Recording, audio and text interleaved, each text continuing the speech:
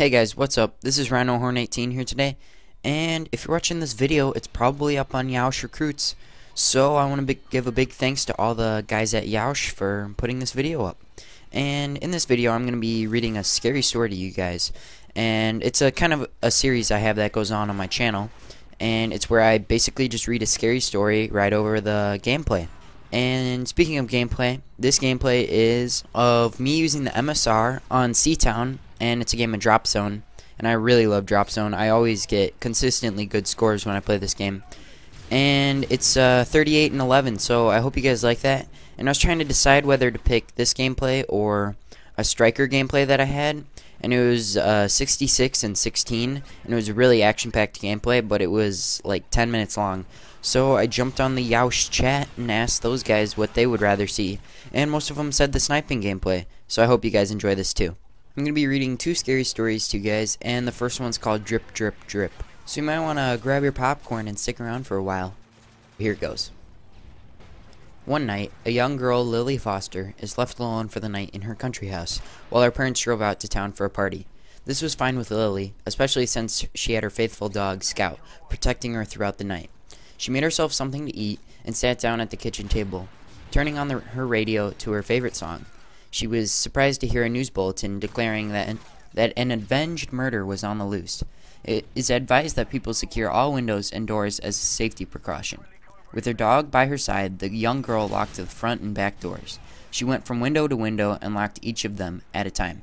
She reassured herself that she would be fine with her trusty dog and that her parents would be home shortly anyway. So Lily had a pleasant, peaceful evening and finally decided around 11 o'clock that it was time for bed. She climbed the stairs to her bedroom and slid under the big warm blanket on her bed. Before closing her eyes, she reached her hand down under the bed and allowed her dog to lick it. She did this every night because it comforted her. A short while later, she awoke to the sound of a scratching noise at her bedroom window. She eyed the window and reminded herself that the whole house was locked and she was safe. She stuck her hand under her bed and felt her dog's slobbery tongue cross over the palm of her hand. She sighed and went back to sleep. An hour or later she sat up in bed. She had heard footsteps in the hallway and crept out of bed to see if it was possibly just her parents returning from the party. Seeing nothing, she returned to bed. As she was about to stick her hand under the bed, she heard a drip, drip, drip, followed by some footsteps.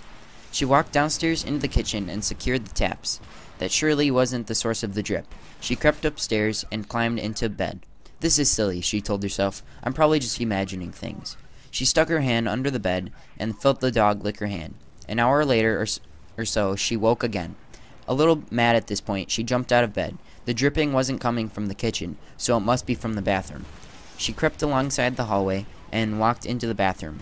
She groped along the side of the wall with her left hand, looking for the light switch. She flicked the light on and gasped. There, hanging from the shower rod, was Scout skinned. A pool of blood had formed on the bathroom tile, with a continuous drip, drip, drip as the blood from the dog hit the ground.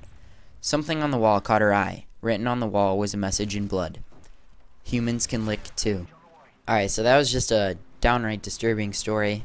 If you didn't catch it, the dripping sound was the dog's blood hitting the floor, and every time she went to reassure herself, it was actually the murderer under her bed licking her hand. So that was creepy, and it was called Drip Drip Drip. Some of you might have heard it because it's a pretty popular story. And so here goes the next one. It's called Reflection, and here we go. One cold winter night, 16-year-old Kelly Sanders was home alone, as her parents had gone out to a dinner party at a friend's house. It had been snowing all afternoon, but had just recently stopped. After studying for a while, she decides to relax a little after all.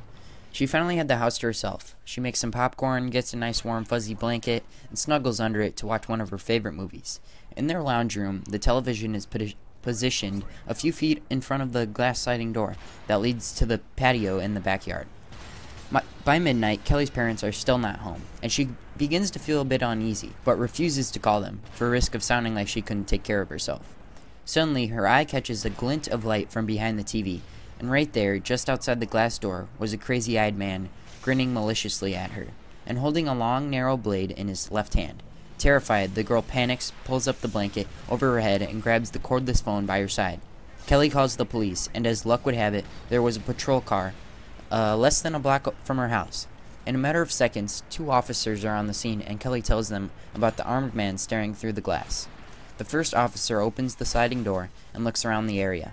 After a few moments, she turns and explains to Kelly that there couldn't have been anyone standing out there, as there would have been footprints in the snow. The second officer tells her that she was probably just tired and her imagination was just playing tricks on her. He beckoned at the TV where the horror movie she had been watching was still playing. Stuff like that doesn't help matters either, he said, smiling. Kelly smiled too, more at her own maturity than the officer's remark, still a little shaken. As the police are about to leave, the male officer stops and looks behind the sofa that Kelly had been sitting on. His jaw drops and his eyes widen with shock. Kelly and the other officer notice his reaction and follow his gaze. They both gasp. There were footprints and a discarded knife on the carpet behind the couch. Kelly hadn't seen the man outside the door. She'd seen his reflection when he was standing right behind her. Alright, so I hope you enjoyed that story. It was called Reflection.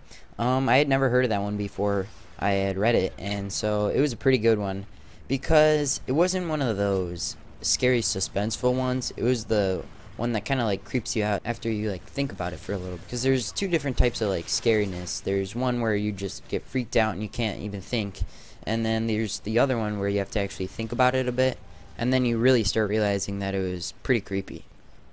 So anyways, my gameplay is slowly wrapping up, and I hope you guys enjoyed the stories, because I know I did. And if you guys want to listen to some more stories, then feel free to come check out my channel. I have a whole Scary Stories commentaries playlist, so feel free to come on over to my channel. I've got some great commentaries and tutorials and awesome gameplays stacked up on my channel. And I also want to give a big thanks to Yeousch for putting this up on their channel. You know, I'm having a great time meeting new people on the website, and it's so much fun. So if you guys haven't tried it out, then I recommend you try it out, because it's a blast. Anyways, guys, thanks for watching this commentary. I hope you enjoyed, and please leave a like and favorite, and come check out my channel.